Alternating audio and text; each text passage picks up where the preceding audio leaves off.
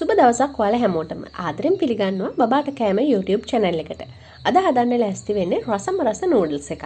මේක ඔයාගේ අවුරුද්දට වැඩි බබාලට ඕනම වේලකට හදලා දෙන්න පුළුවන්. තාමත් බබාට කෑම YouTube channel එක subscribe කරලා නැත්නම් අපේ channel එක subscribe කරන්න. ඒ වගේම bell icon එකත් click කරලා අලුත් videos දාපු ගමන්ම දැනගන්න. අපිට ඕන වෙනවා තඹගත්ත නූඩල්ස් ටිකක්. දැන් අපිට බබා කැමති ಜಾතිය එළවලු එකතු කරගන්න පුළුවන්. මම අරගෙන තියෙනවා ගෝවා, කැරට්, ඒ වගේම බෝන්චි ටිකක්.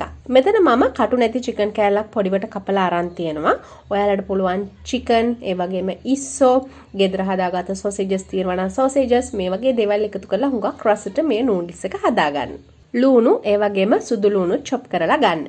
මේ නූඩල්ස් එකේ රස වැඩි කරගන්න අපිට චීස් කෑල්ලකුයි, කිරි ටිකකුයි, පාන් පිටි චුට්ටකුයි ඕන වෙනවා. දැන් අපිට තියෙන නූඩල්ස් එක හදාගන්න මුලින්ම මම පෑන් එකට බටර් ටිකක් දාගන්නවා.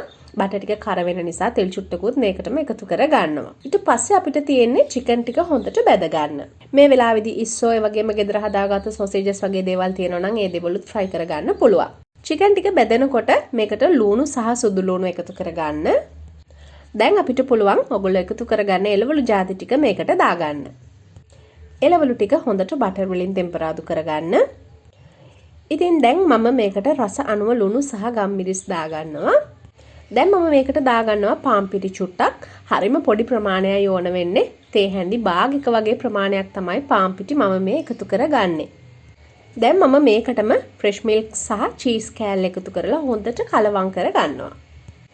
ඉතින් මේ දේවල් ටික හොඳට මික්ස් වුණාට පස්සේ මෙන්න මේ වගේ ක්‍රීමි විදියට තමයි තියෙන්නේ. මිශ්‍රණය මේ වගේ ක්‍රීමි වට තියෙද්දි අපිට පුළුවන් මේකට තඹගත්ත නූඩල්ස් ටික දාලා හොඳට කලවම් කරගන්න.